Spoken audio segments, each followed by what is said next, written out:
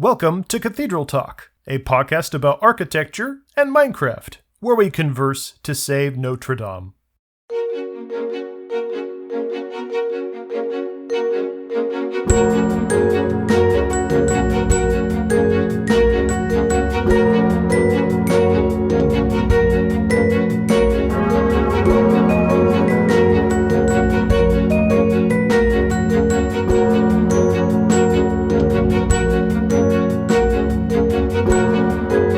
I can't believe that they're doing this.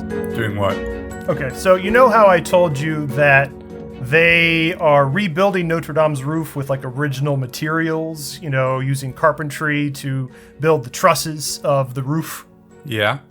Well, it took me a little bit to get on board with that, as you might remember, to I think it was the first or the second episode.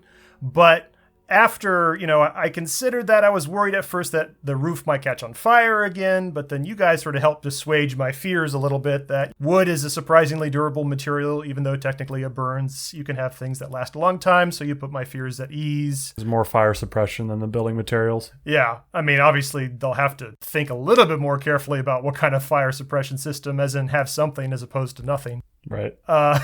But according to this one article I've read, it was an article I listened to on a local French station, they claim that they're going to be sheathing it in lead again. It's a very stable element. What's wrong with lead? It's stable to everything except humans. I guess be careful what you wish for. You wanted, we were talking early on about all these crazy fangled ways of modernizing, going into the future Notre Dame, and they did what you wanted. They're restoring it to exactly how it was before 2019. I don't want to dismiss your concerns out of hand. In my experience, lead is bad if it gets into the drinking water and if it gets into lead paint and the chips fall off and you eat them. Or particulate matter in the atmosphere if your roof burns. Oh, okay. I was just thinking the roof is not in the water. Why are we concerned about the roof? But yeah, I guess if it burns Again.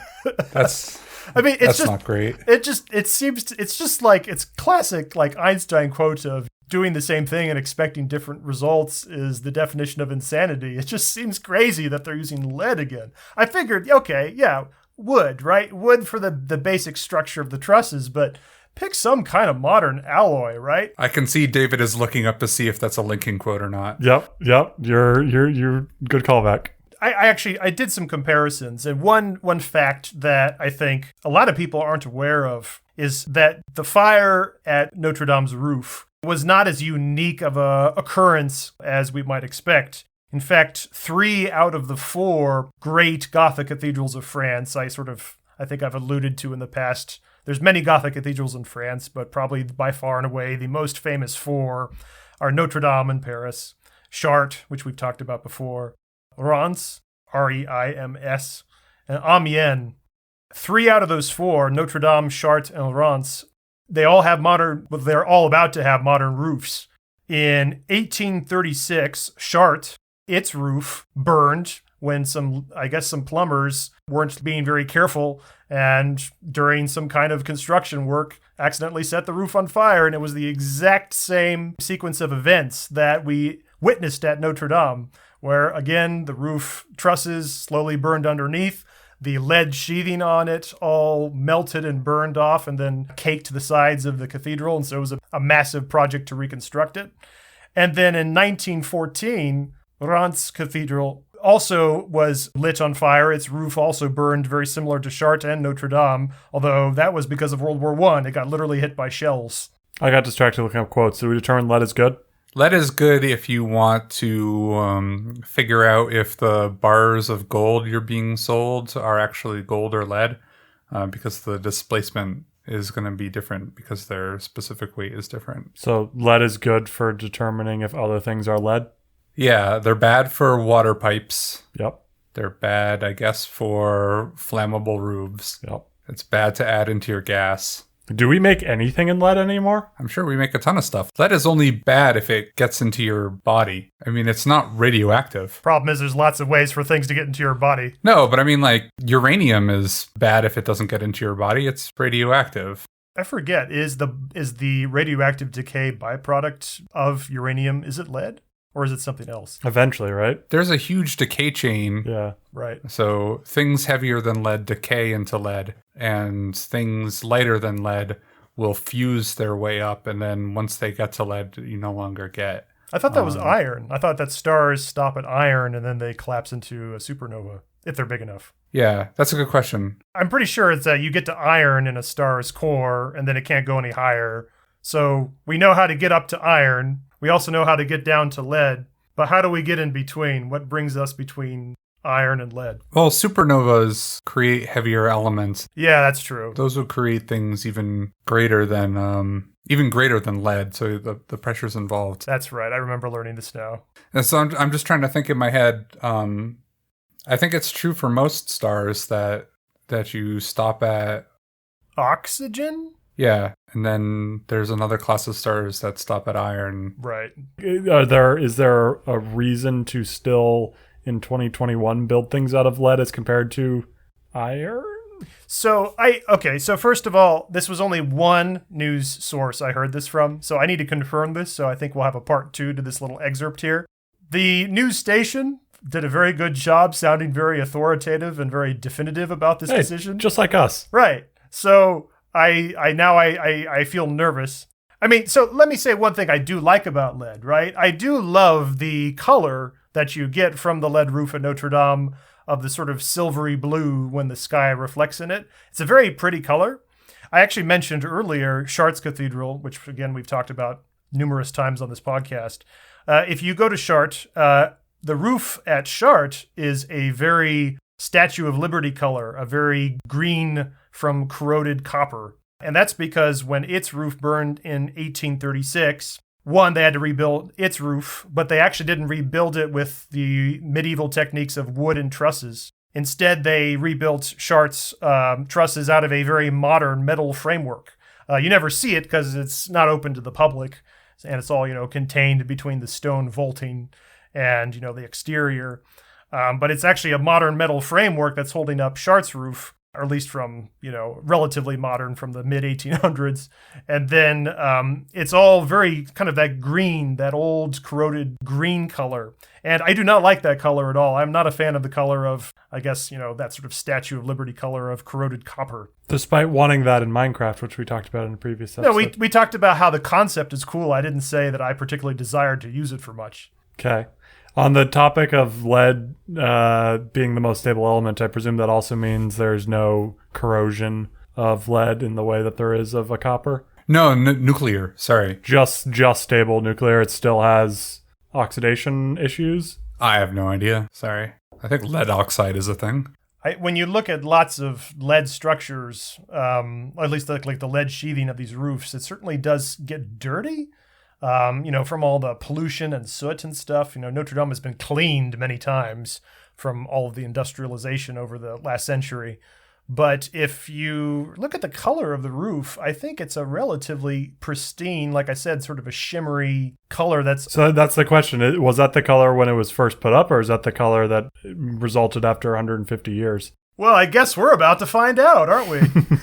Sounds like it.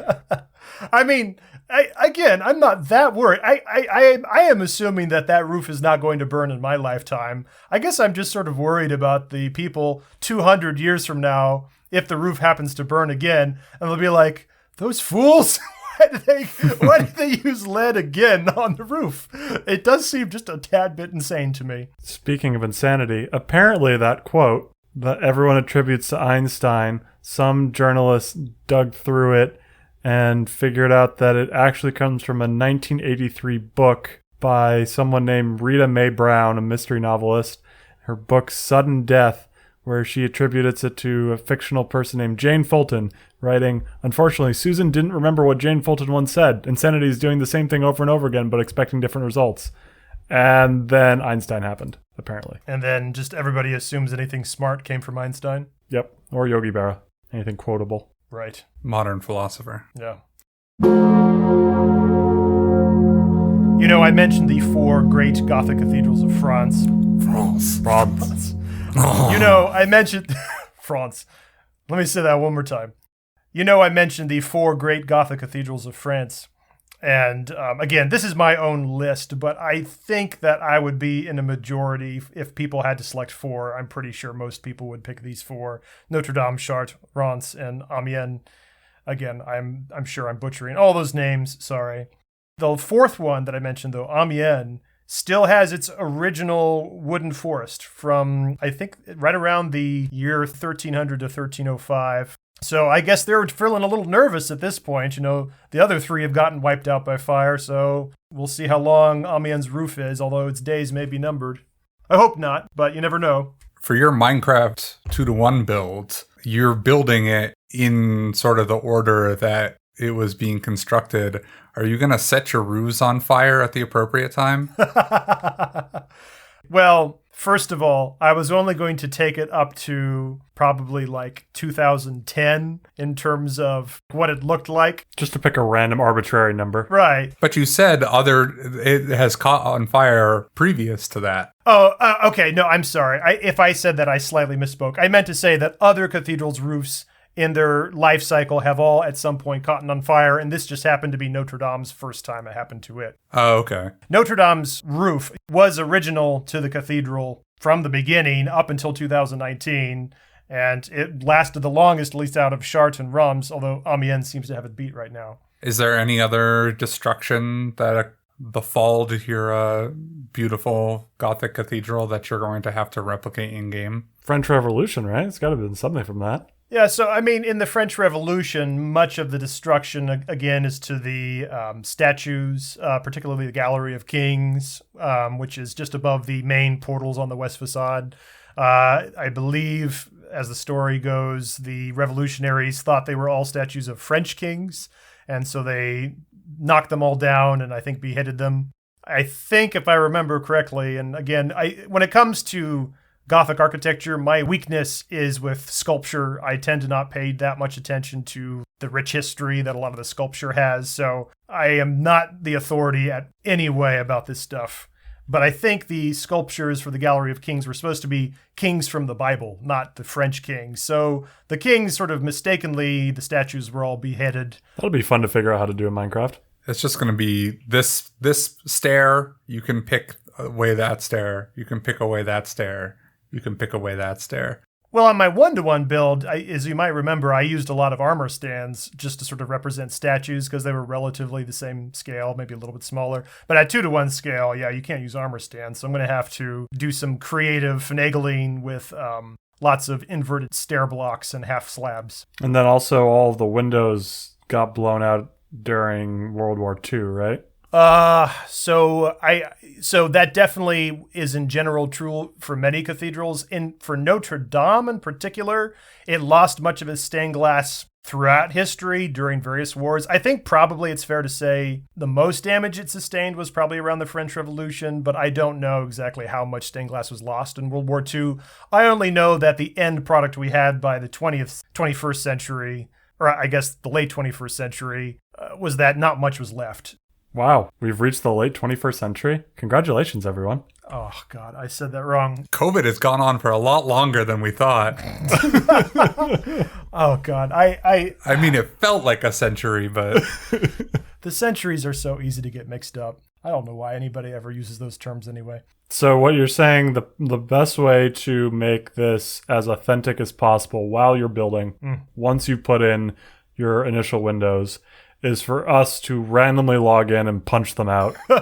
And then you come back like, what happened to the windows? Ooh, I have a great idea. We can modify the Enderman can pick up value to include stained glass. Oh, no. Should only include stained glass. Yeah, get rid of dirt. I don't want them picking up dirt anymore. But the Enderman will just come around and randomly grab a piece of stained glass and then teleport away. The Great Enderman Revolution. There you go. Exactly. And whatever stair, inverted stair, those two. And so they'll just grab stained glass and statue heads. Maybe we can change what they look like in game to make their texture look like little French peasants. Yeah, I'm sure there's a data pack somewhere that... I think our server would pretty much turn into Escher painting the moment we let them pick up stair blocks and place them however they wanted. No, just one type. So you'd be restricted to, like, I don't know, polished diorite or something less, used even than that. Probably andesite, probably. I use andesite stairs. Oh, we can't use that one. Yeah. Exactly. I also have plate glass, so this is just screwing myself over as well. So maybe nix this entire idea. I didn't even know you could let the Enderman pick more things up. You can change anything in the game files. Yeah. Yeah. In the video you shared where they talked about the lead, there was one statistic that was cited that I wanted to be sure was brought up. Could you remind us of how many visitors annually you said Notre-Dame got in the very first episode? I think we averaged it to 13 million visitors a year. Damn it, that's what she said. I thought That is literally what she said. Okay, well, you can cut all this. I was like, what is he getting I at? thought you'd said like 20 or something. And I was going to be it like, was 13, you fool. Okay, well, we fact checked. Good job, everyone. Okay, before you try to humiliate me on live podcast, maybe you should check what I actually said first. Live. Yes, very live. Live taped podcast. Not edited. Not edited at all. Like that time you bleeped me out for 7 words, so it sounded like I said the most obscene thing possible. All right, so that was a whole tangent that actually didn't go anywhere. So we can just completely cut it, and it can be a smooth transition into the 2-to-1 Minecraft build. So Tom, you're gonna stop your reconstruction before it gets to the fire. So your final build is gonna have hopefully the first blocks that you place. You showed us around the chevet and the nave. Look at you. Well, not the nave yet, but definitely the chevet is correct. He got the words right, and you're smashing all down. Well, he got the first one, the harder one, right. The nave is on the western end of the cathedral, which hasn't been built yet. Oh. We're on the sort of the choir end of the cathedral is what Choir. you're thinking of. Okay. Yeah, the choir end. Although that's sort of the next step that I was going to say, that now that we built sort of the hardest part, the semicircular wing of the east end, now we are going to build the side walls that are just nice straight rectangles, which is great. Yes. Much easier. We are building this, yes. We are building this in spirit. And then it's a matter of starting to build some of the little vaulting at the first level above the aisles. Notre-Dame is a double-aisled cathedral. Unlike most cathedrals that have just one aisle that wraps around the central nave and choir, which is usually called the central vessel in terms of space. Notre-Dame actually has 2 aisles that wrap around it. It is a very large cathedral in terms of basic square space underneath its vaulting. Hopefully no one will judge you for not having made too much progress on the cathedral since the last time we talked about your progress. You've been busy in Minecraft doing some other projects in the interim. Yeah, I got a little obsessed with replicating an Ilmango design of a gold experience farm in server, which it turns out is a way harder thing to build if you don't do it above the nether ceiling. If you try to do it on the regular level, suddenly it's really difficult to constrain all the mobs to spawn in the farm. So that took longer than I expected. But that project is done, and now I can focus on the cathedral. Does experience matter for you? Oh, very much so. Yeah. Yeah. How so? I use it to repair all my items with mending. Repair. Okay. It's huge. I can repair 2 full, completely drained netherite pickaxes in less than 5 minutes standing in my farm now, which is probably slow for these things because our server's spawn rate is slower than a typical server. But nevertheless, repairing 2 full items from completely empty to completely full durability is, I think, pretty awesome. And the way that the repairing now works is you never fully lose an item, right? Or you can set it, you can do it in such a way that you'll never fully lose an item, right? You can still break your item if you're not careful. Right, if you're not careful, but there's a option to keep the same pickaxe for forever. Yes, if you do everything correct, you can keep the same pickaxe forever. Yeah. Yeah, with mending, there's almost no reason to use the built-in basic repair mechanic where you try to use an unbroken pickaxe to merge it on the anvil with a broken one. Yeah, that's where my 2011 experience with repairing things comes from. It hasn't been updated since then in my head. Yeah, right. But that passes the complexity threshold that you're interested in breaching. For this podcast? No, for your survival game enjoyment. Like going into the enchanting world and figuring out enchanting mechanics. Oh, right. That was a callback. Nice callback. Thank you. Yes, once it gets too much, it completely throws me for a loop. However, rules are meant to be broken, I guess. I started playing Crusader Kings 3 this past weekend, and that is a game of systems on systems on systems. It's too much for me. I'm surprised you're enjoying it. So here's the thing. I realized when you can just make the systems turn into a storytelling device, it's great. So you're just playing the game to tell a good story. Initially, I was trying to play it like Civilization, where you're like building up your civ and trying to get to, some sort of victory condition of some sort. Ignore all that. Just play the game to tell a good story. So my story was young king in Ireland, botched assassinations. No, this is going to go dark. We're not going to tell what my story is. Good story, though. Many of your games involve botched assassinations. No, they don't. That was... No. It's a good game. I don't know if, Tom, you've seen it or not, but maybe next time you're over at David's, he can show you it. All right. It might not be your cup of tea, but even if it isn't a game that I enjoy playing, it's a game that I highly, highly, highly, highly respect and endorse people to at least check out, even if they're like me and end up not actually having fun with it. I mean, it's a game that's hard to just check out and get enjoyment out of. Like, you have to wrestle with it if you're going to reach a point of enjoyment. I mean, I think the tutorial did a great job. Like, if you can spend 5 hours on it, it doesn't have to be a contiguous block of 5 hours, but if you can spend 5 hours on the game over the course of however long you feel like you can spend 5 hours on it, then I think that gives you a good sense about what the game can do. Yeah. And then if you're not feeling it after that 5 hours, I think it's reasonable to drop it. Yes, agreed. Sorry, that was I just wanted to talk about video games. It's not really podcast material. It's like I opened that door a little bit on the last episode, and now there's just going to be a video game segment for every episode, apparently. It's half architecture, half video game podcast. One video game. That's like saying it's one cathedral. Oh, touche.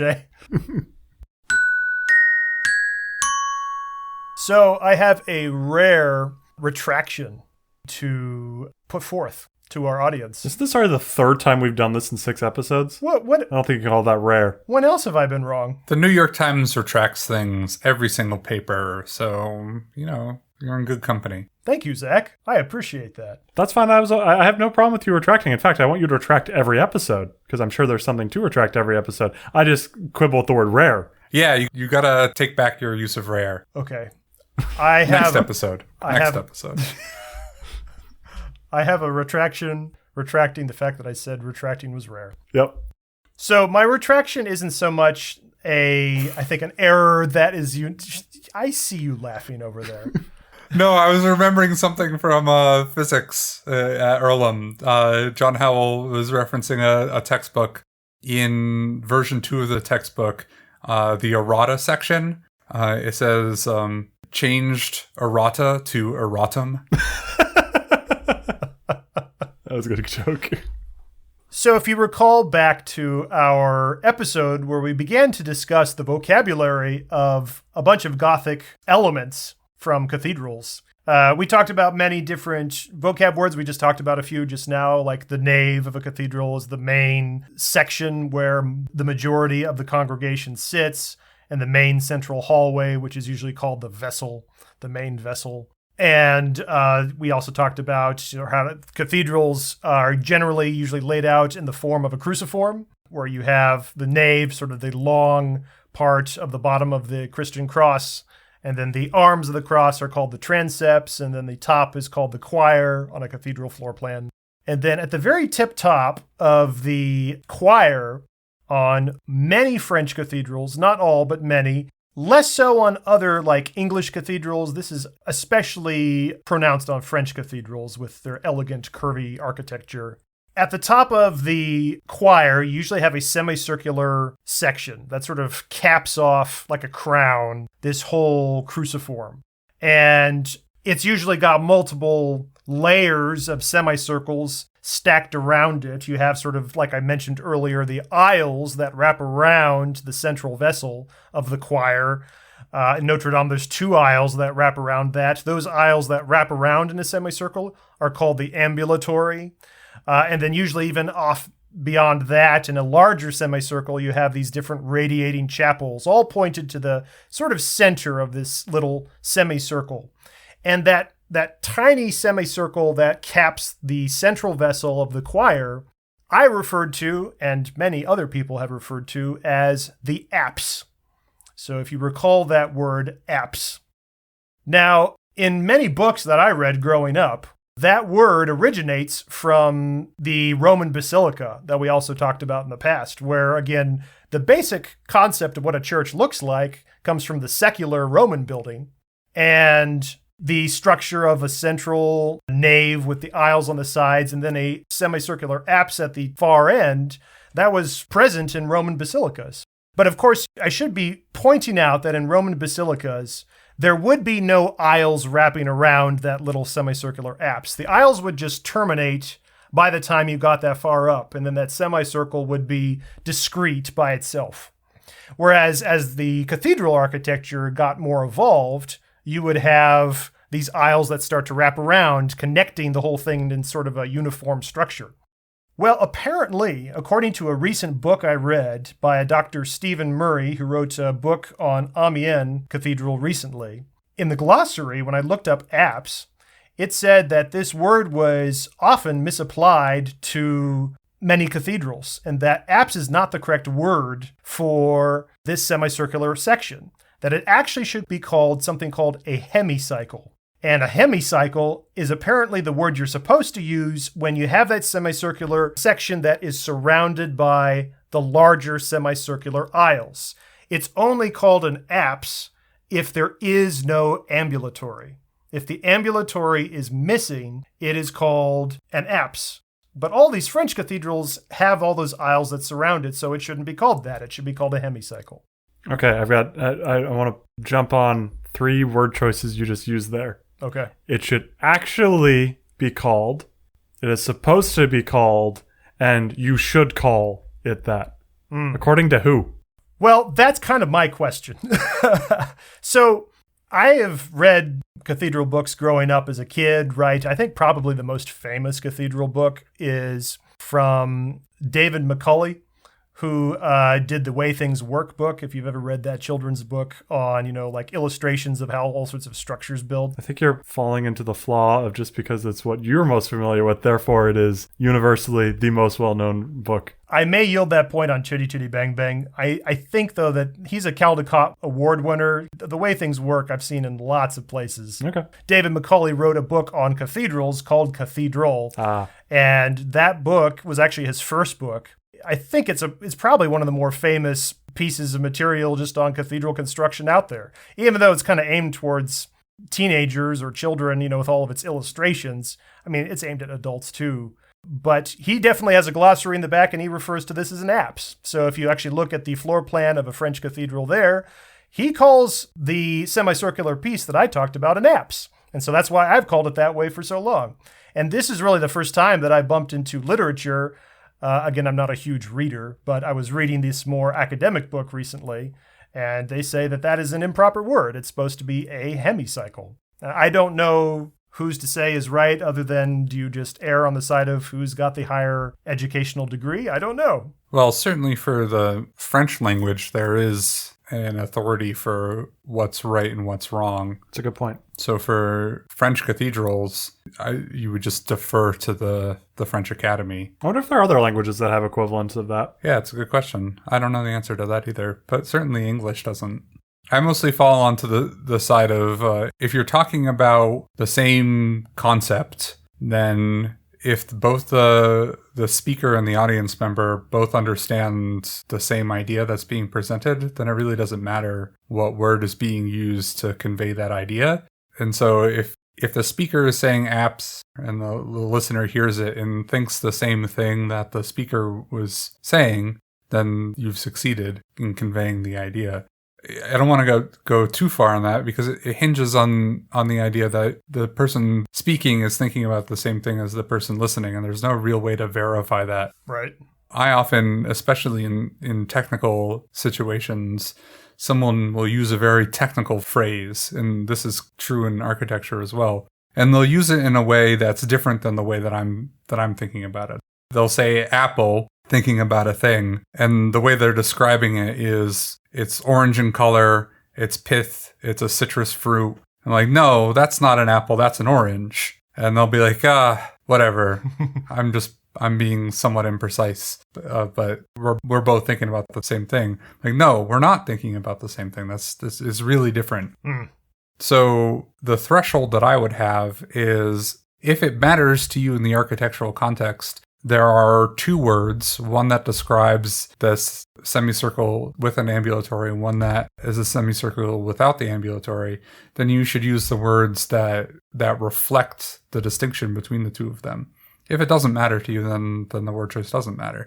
The difference between technical language and colloquial language, I think, is pretty apparent there.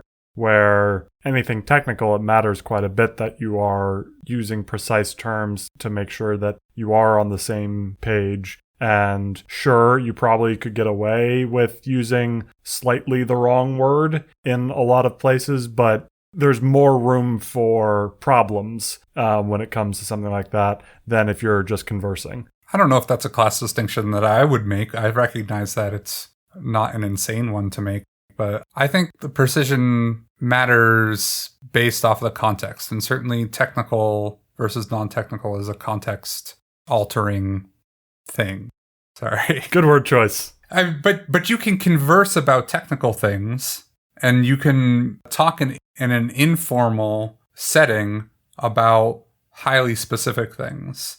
So I don't think it's just the nature of the thing that you're talking about that governs how precise your language should be. I think the context is broader than that.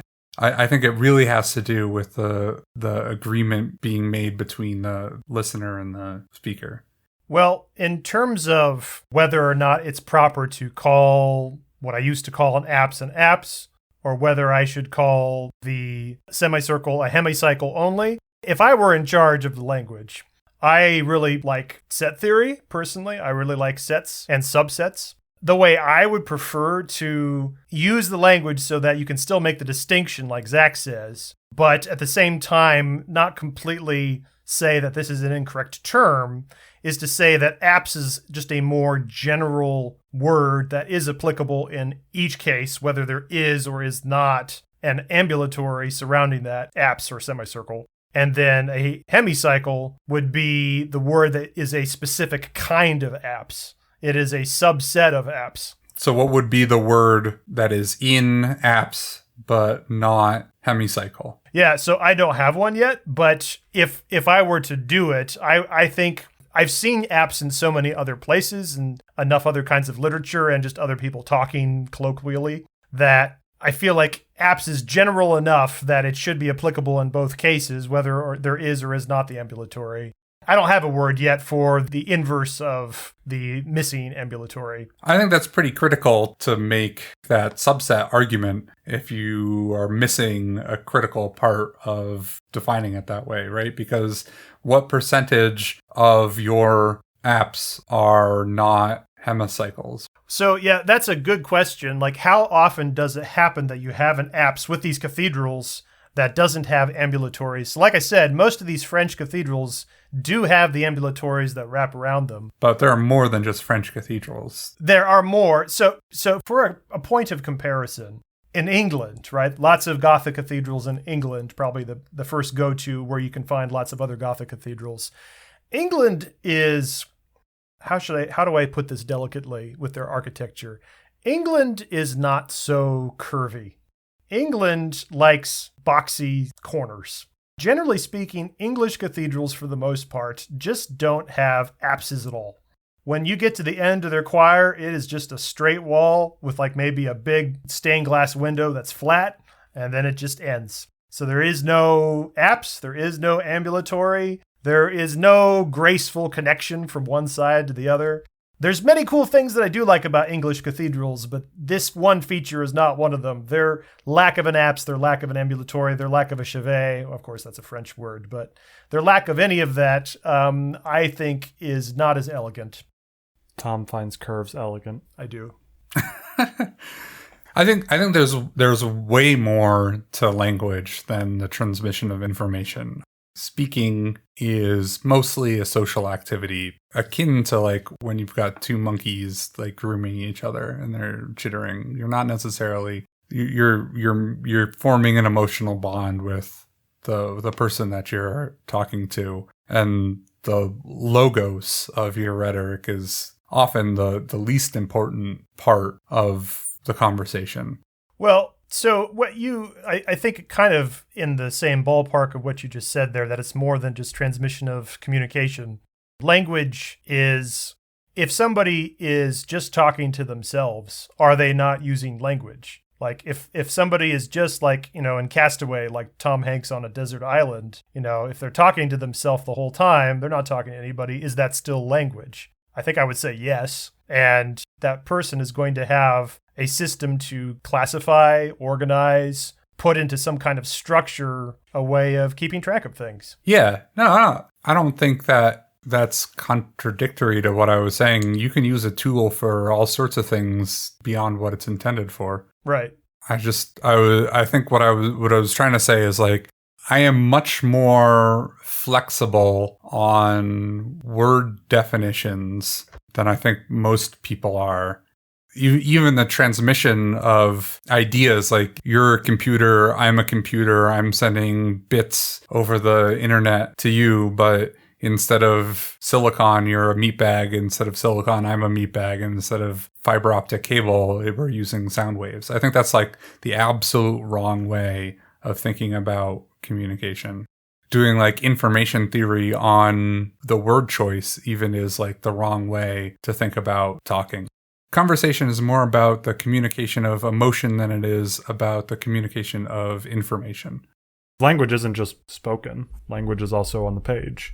There's obviously literature, which is all about conveying emotion and anything associated with that. But then there's also a memo.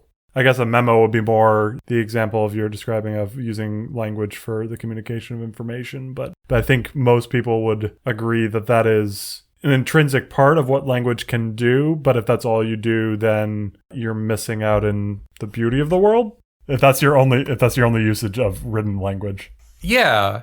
I mean, I think I would even extend it to memos and even technical documents. So like even like mathematical language where you're writing a textbook, there's a lot of different ways where you can communicate the same idea in multiple equations. And so which equations you choose and which ways you present them. I mean, Tom is familiar with balancing equations at the time. There's an infinite number of ways that you can write the same equation depending on like what extra terms that you add to it. Does it make more sense to simplify this fraction? Does 10/12 make more sense to 5/6 or something like that? Like sometimes they represent the same decimal approximation, but they convey a different thing. Well, mathematics, I mean, I would go even beyond saying that equations, represent, like synonyms where, you have this sort of idea of two different expressions that are equal, balanced, but using different symbols for different concepts, right?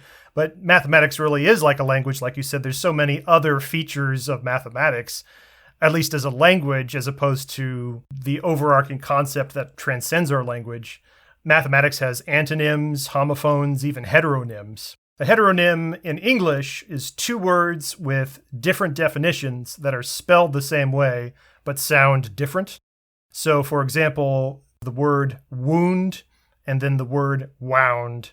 Now, it's easier to get the idea if you're looking at this on paper because heteronyms are meant to be experienced written rather than auditorially. But if you look at the word wound or wound, you can't tell what that word is without knowing the sentence it's in. So when you look at that word wound, you don't know if you're talking about being stabbed or if you're talking about winding a clock. So mathematics has a lot of these heteronyms as well. People don't really usually refer to it this way. I'm a math teacher, so I've sort of coined this phrase myself. But for example, in mathematics algebra 1, you have an ordered pair, right? An x, y coordinate on the Cartesian plane. So like take the point 0, 2, right? That's referring to a point on the Cartesian plane. But 0, 2 can also be referring to an interval on a domain for a function, like the interval on the x-axis from 0 to 2. And the only way to know, well, what the heck is that parentheses 0, 2, close parentheses referring to, is the context of how it was written in the problem. And there's so many more examples of these as well. You have inverse functions, notations that gets duplicated for exponents and inverse functions. That's quite annoying. But I think this all kind of ties it together with what you're talking about, that the language is imperfect, that the way we use to describe things with the language has all these inconsistencies and things that overlap and things that don't make sense, very human. But the concepts are pure. And we're just always trying to edit the way we talk about things to improve how we describe the ideal. I think you thought I was out on that limb when you went out there, but I think you're alone on that limb. Or at least I'm not out there with you. Why aren't you out there with me, Zach? I'm lonely. I'm not platonic. Our Venn diagram after that math conversation just got a lot weirder. I think I agree with you up until the perfect concept, because the apple that you have in your head is different than the apple that I have in my head. So even when we're both using the same word apple, we're both referring to different concepts. Granny Smith. There's a limit of efficaciousness that once you pass, then you can do whatever you want after that. That there's a level of chaos that you can embrace as long as you've met the burden imposed upon you by the context in which you're communicating. That you don't have to achieve some sort of perfection. You just have to achieve good enough. And for like an apse or the hemicycle or whatever. Yeah. Right. As long as you can be in some sort of agreement about the structure that you're talking about, then it doesn't really matter if I use hemisphere, even though it would be wrong because sphere is a sphere and it's not applicable here. But if I were to incorrectly use hemisphere, you'd be like, oh, he means the hemicycle or whatever you were talking about. This is the same as when I was completely misspelling basilica in chat. You never corrected me about how to spell basilica because you knew what I was talking about. I get what you're saying when you were talking about technical things, that good enough is good enough. Right. Where as long as you're on the same page, that's all you need when language is being used to convey information. But I'm not convinced that good enough is good enough for conveying emotion, because emotions are typically more complex, and like frequently we don't even have the language to describe our own emotions. Yeah. I know that's a concept that comes up in like therapy, that being able to even describe what's happening in our own self is hard. Good enough feels like getting a C or a B on the paper. What is it? If something is worth doing, it's worth doing poorly.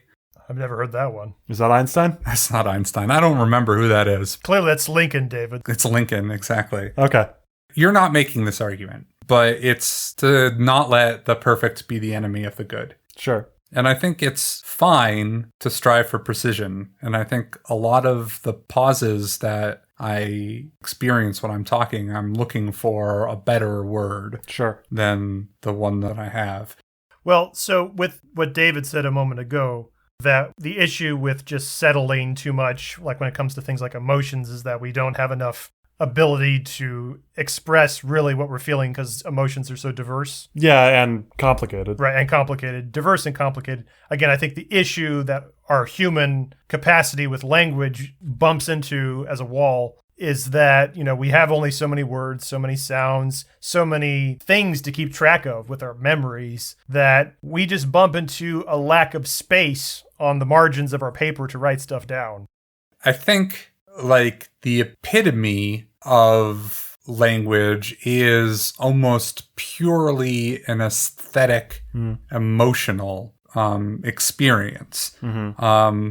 I don't think you would put it this way, but I think you would be sympathetic to me putting it this way, that music does a better job doing with language what I think language should do than the spoken word does with language. Conveying emotions? Yeah, so like Beethoven's Seventh is like a much more expressive piece of language than I think any written piece of language.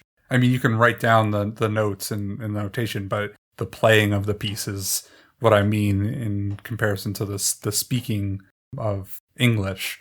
That Beethoven's Seventh is way better than any speech that anyone has ever given. including Lincoln's second inaugural. And I know that is a tough comparison for you, David. I don't like Lincoln that much. But you got to admit that a second inaugural is a pretty good speech. It's good. It's fine. Yeah. It's fine. No. Speeches don't do much for me. It's fine. They don't do much for me either. I think, which is why I don't think it's difficult for me to say that particular pieces of music are much more effective use of language than speeches. Well, I mean, I agree very much with the idea that music is better at communicating perhaps certain emotions and certain feelings of what it is to be a human than perhaps can ever be put into words.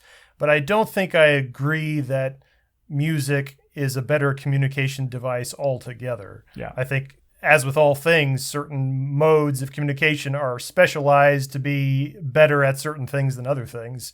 You're not going to convey an apple with Beethoven. I mean, you could try, but it's not going to be as good as just saying the word apple.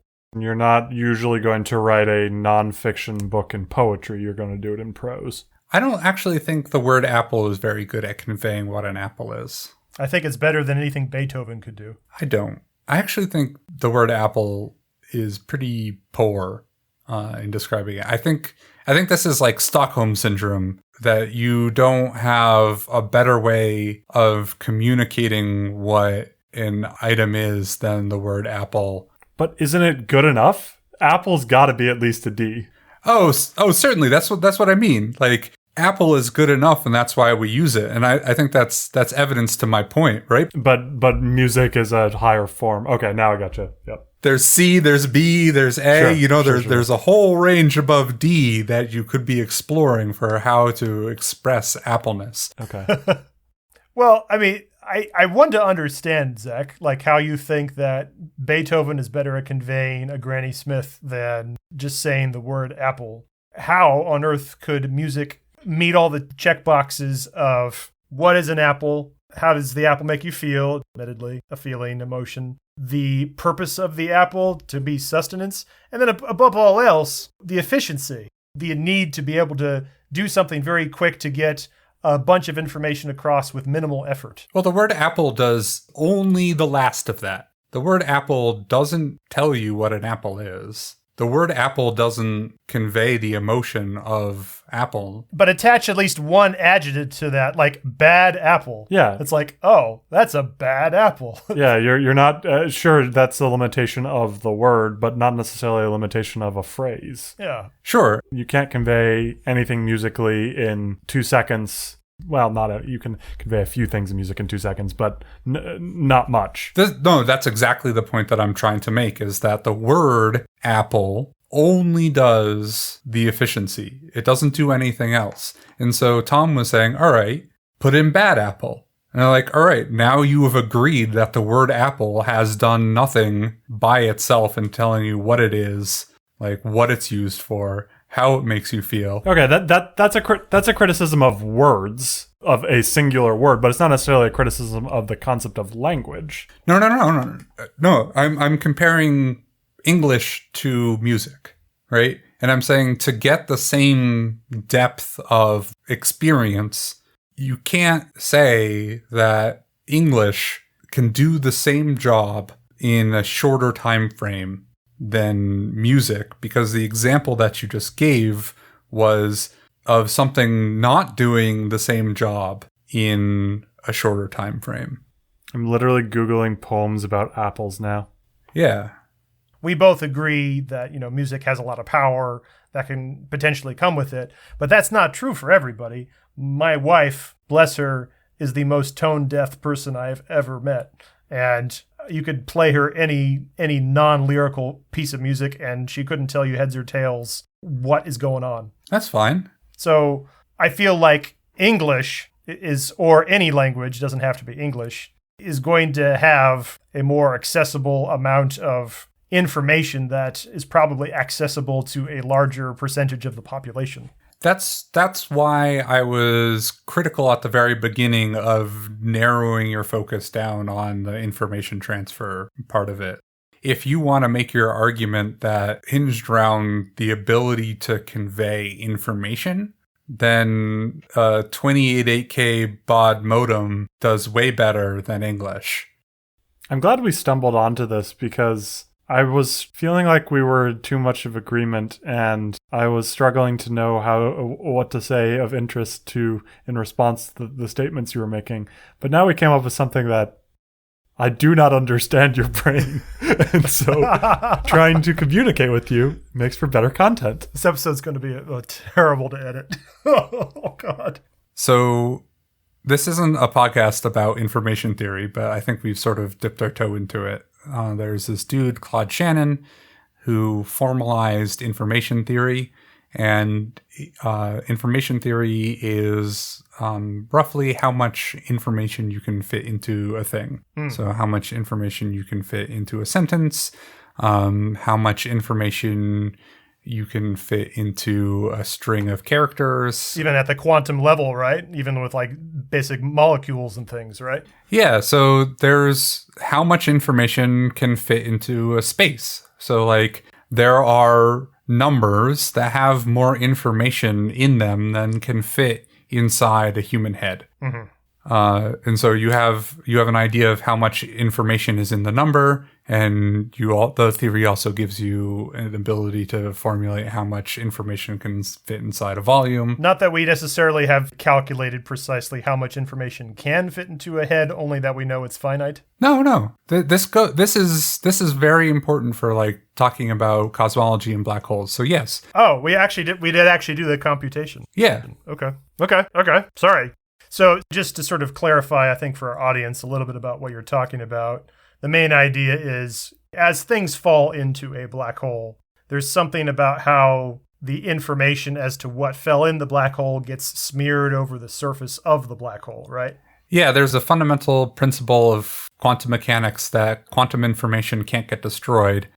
And so information theory provides a theory for how quantum information can go into a black hole and not get destroyed. Okay. The key thing that I was sort of trying to key on is that English is not very information dense. And one of the ways that you can demonstrate this without the use of information theory's equations is you just take your essay that you wrote. Let's say write 500 pages of it, and it's 10 megabytes, uncompressed. Okay. It's possible to zip that file and send it to someone else. And then that person can unzip it and get the whole thing. And the zip file itself is smaller than the text file that you wrote and the text file that gets extracted. And there's no information loss between the two. Right. So the same information that you can have in the text file can keep all of its information and take up less space on your hard drive than it did before. So here, this definition of information though does not include emotional information though, right? I can, but I think specifically what we're talking about is like the logos, is like the actual words. So if we were to transcribe everything I'm saying, you can zip it. Yeah, I totally get that. But now we've gone back to language as information sharing alone. Yes. And it sounded like you were bringing this up in relation to that English is not very dense. Yes. It's not very good at conveying information, which I can acknowledge. Yes. But then I think you were positing that music is better because music can convey much more. No. Okay. I think we just have different utility functions for what makes something better. Yeah, I agree with that. Like Tom, I think is very, even though efficiency was the last thing on his list, I think he was trying to put it further down than he would otherwise rank the amount of emphasis. Yeah, de-emphasize it. Right. Yeah. I think Tom values efficiency a lot more than I do. And I'm perfectly okay spending an hour listening to a musical piece if I get a better experience from it than listening to someone talk for 10 minutes about an apple. Sure, yeah, no, I don't disagree with that. This is oversimplifying it, but there are two different tracks that we're talking about, and it has been consistent this entire time. It's language for information, language for conveying emotion. Mm-hmm. And I think we keep trying to figure out how to get those two tracks to converge in this model that we've been talking, and I think we've been less successful in trying to figure out how you can get those tracks to communicate with each other. Sure, it's difficult. I think the feeling that I want to convey, and I think I've been pretty successful about this, is that in Maslow's hierarchy of needs, the aesthetic experience is on the top of it. And that aesthetic expression and aesthetic consumption is like the pinnacle of human experience. Man, in the conversation about language, our jargon in this episode has been insane. Who knows how much of all this will be kept, but we've gotten jargon from cathedrals, jargon from math, jargon from cosmology, jargon from, I guess, Maslow's would be psychology. Mm-hmm. We are using the full extent of highly technical language here. I think Maslow is wrong about a lot of things, but if someone is right enough that you can get good, usable ideas from, but I think an aesthetic expression is certainly a more valuable use of one's time than a utilitarian expression. Well, ultimately, this has been a very, very meta conversation for... I mean, I guess there's no way to talk about language in a conversation without it being meta, but for a spoken word audio podcast... Hey, at least we didn't rely on visuals this time. Yeah, it's true.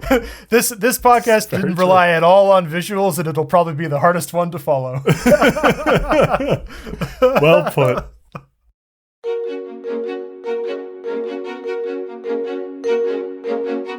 That's it for now. Check out our podcast website at cathedraltalk.fm. There you will find many architectural visuals and Minecraft goodies. If you would like to support our efforts here at Cathedral Talk to aid in the restoration of Notre-Dame, please use the direct link on our website to donate to friendsofnotre-dame-de-paris.org. Friends of Notre Dame is a non-profit organization that is leading the international fundraising efforts to rebuild and restore Notre Dame Cathedral. By donating to them through the link at cathedraltalk.fm, we'll know that our podcast is reaching new patrons. As our own Minecraft project progresses, we'll be sure to share plans, screenshots, and videos for your own visual palette. Good day and happy building.